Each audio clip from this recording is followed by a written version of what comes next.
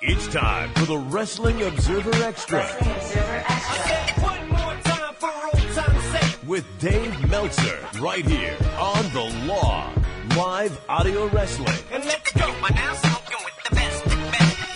All right, we started a little late today here on The Law, but we're still going to be doing our 2-hour show, and it is just after midnight. And that means we now head to San Jose, California, and chat with Dave Meltzer, who's also fresh off watching the the greatest WWE Money in the Bank pay-per-view of all time. It was certainly the longest, Dave, but I do question if it was the greatest.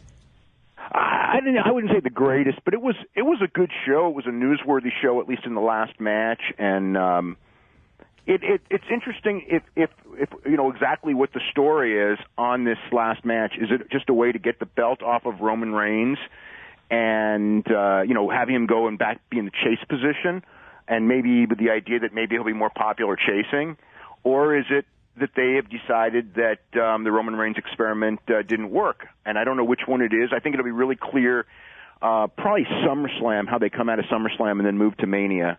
I'm guessing that they want to put him in the chase position. But, all business numbers are down, and if it was a different era, it would be like, past the time to bail. So, I can't put that and say that, well, that's not the case. Well, and that would seem surprising too, Dave, because we've seen how steadfastly stubborn they've been with Reigns.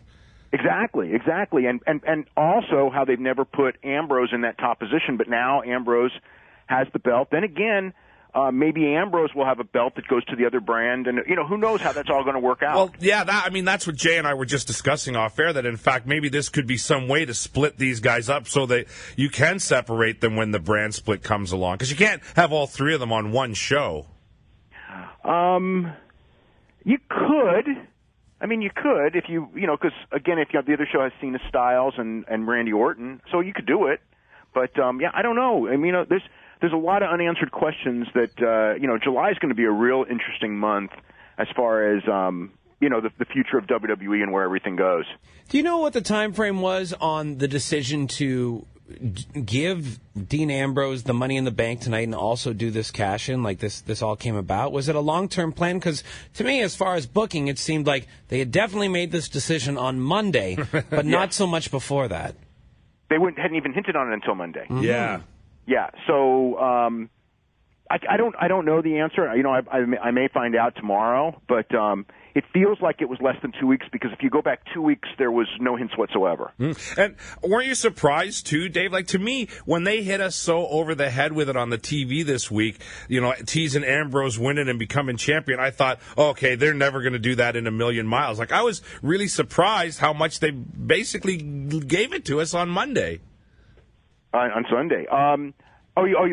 I expected that they would do it at like SummerSlam or something. I didn't think it would be tonight, but it was. And to that point, Dave, it's interesting. The Money in the Bank briefcase, ever since Edge won the first one, it has been a great way to develop a character and give someone a lot of time on the mic to really express themselves, develop their character, etc.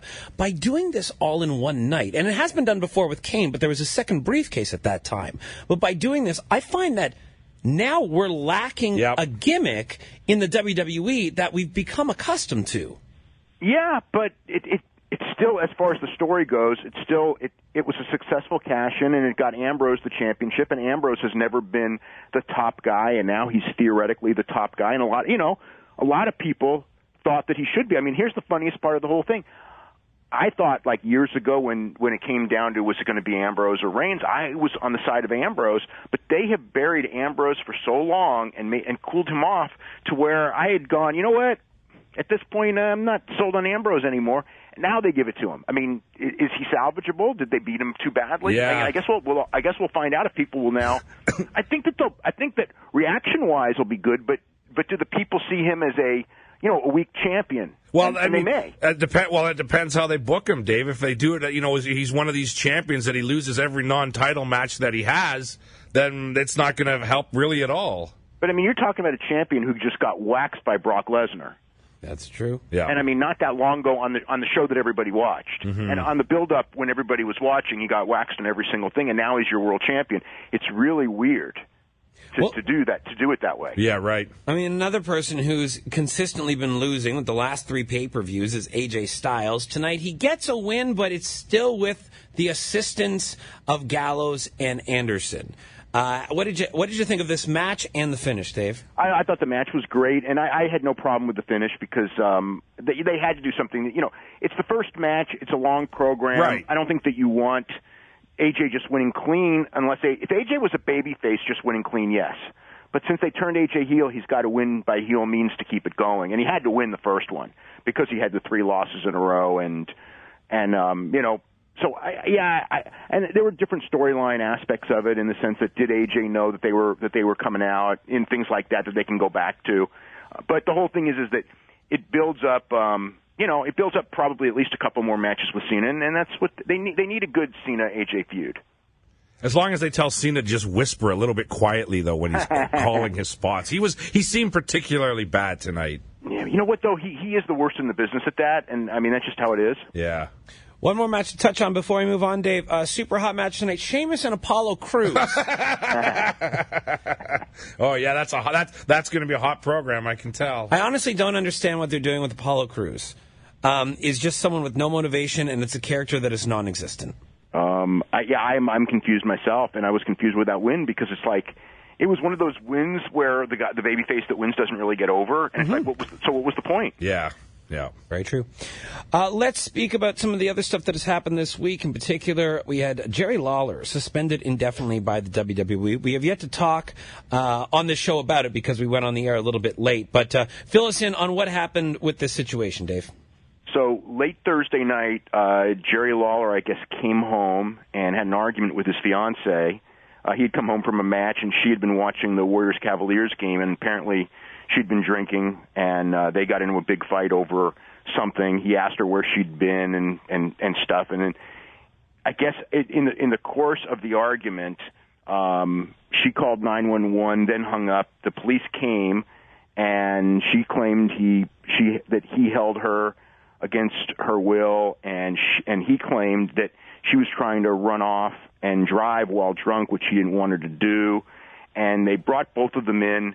Lawler actually never went to jail, even though he was arrested. Because he's such a celebrity, they just kind of like he just sat around and talked to the officers and had coffee. Yeah, he was just hanging out, and he wouldn't let him leave until the next morning. But he didn't have to actually go to jail, where I guess she probably did. And they've got a hearing on Monday. But yeah, based on WWE protocol, as long as this case is on, he has to be suspended because it's a domestic violence issue. And knowing Jerry Lawler's track record on civil and legal cases, he always gets out of it. Yes. So I'm kind of thinking that he's probably going to get out of it. So people who think that, oh my God, his career's over. No. I really don't believe his career's over. I actually think he'll probably be back relatively soon. But he survived that one, I believe it was like 94, Dave, that was way worse than this, where that girl accused him of, Oh, yeah. Well, that one... and it all ended up being lies. That one was a real major... That one was a lot of publicity. But the one that I think of was the lawsuit when... They, like the owners sued the owners who bought the USWA from him sued him for misrepresenting things.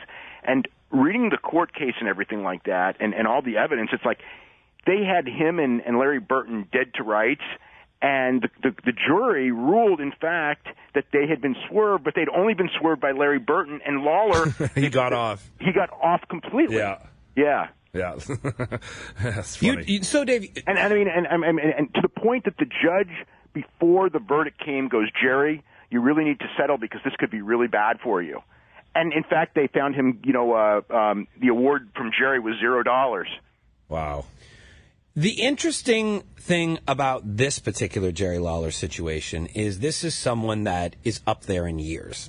Vince McMahon has a definite prejudice, again, putting older people on his television. Without a doubt. Lawler is definitely an icon. However, SmackDown is moving, making another change, going live. This is an ideal excuse for Vince McMahon to remove Jerry Lawler if he wishes.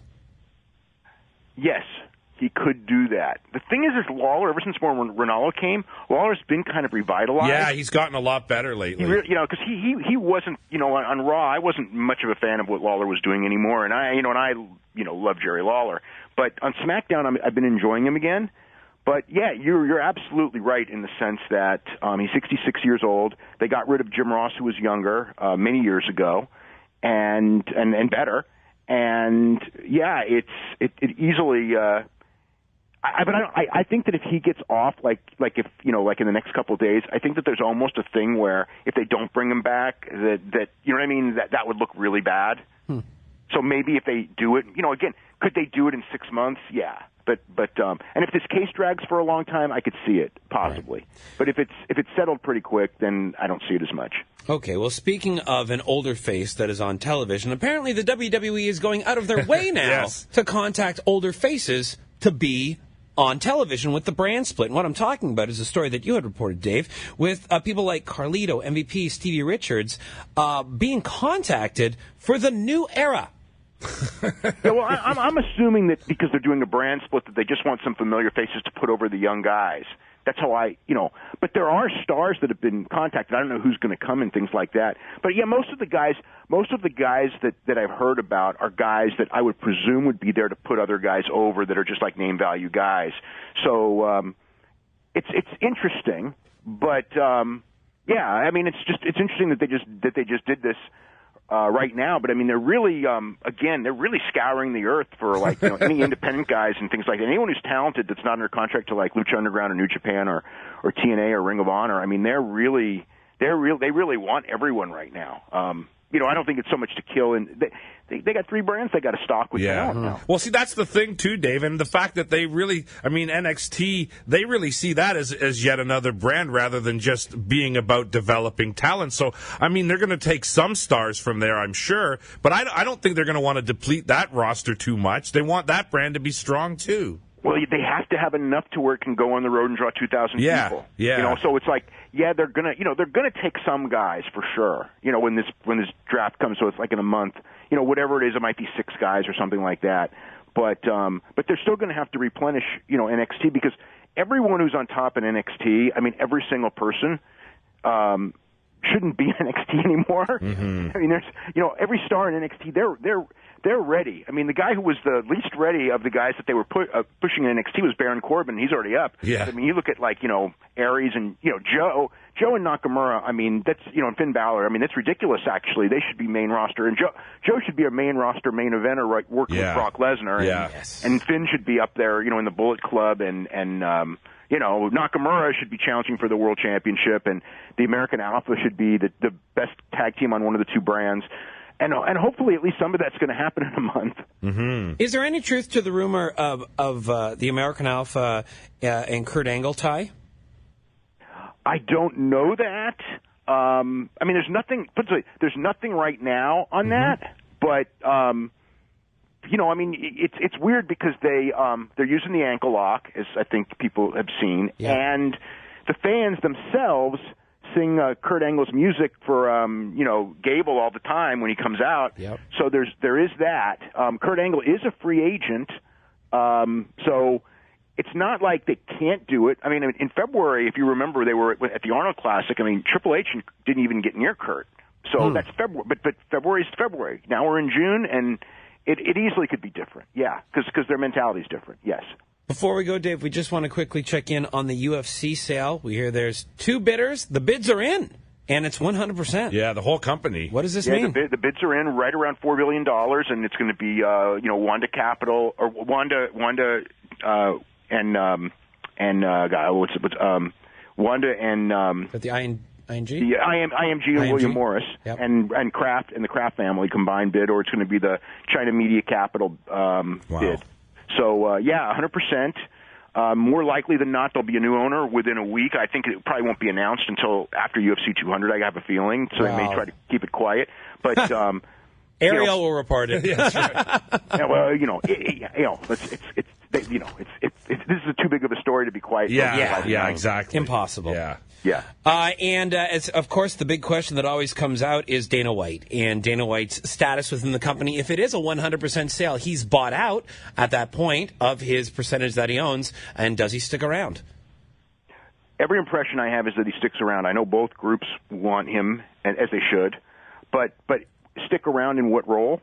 And again, if you've been watching, Dana White's been a lot less visible. Yes. I mean, just like last night at the press conference, there was no Dana White. Yep. Last night I don't even know if he was at the show. I know he didn't go to the show in Brazil a couple of weeks ago. Even at the last show in Vegas, which was a major show, he didn't go to the press conference, although he was there. So it's like he's been, he's been, I mean, he was a guy, I mean, as far as like a commissioner, as everyone knows, he was a very easy to contact commissioner until about a year ago. And then all of a sudden, I don't want to say he went silent, but it definitely changed. It changed greatly. All right. Well, perhaps next week we'll be talking about who bought the company. Who's running we'll it get the now? update. Yeah. I think we're probably going to know that one on Tuesday. Wow. Of course. It'll come on Tuesday. Dave got to the joke before us Yes, tonight. that's very right. funny. Dave, Observer this week, I guess coverage of Money in the Bank and whatever happens tomorrow, right? Money in the Bank Dominion, which was a great pay-per-view. It was. Well. It was an excellent show.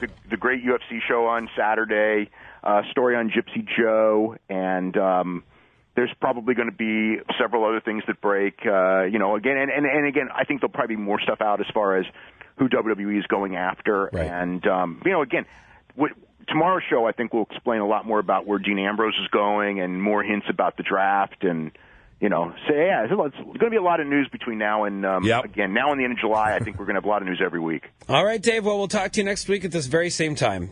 Okay, have a great week. You too. Dave Meltzer, WrestlingObserver.com is where you can check out all of his work.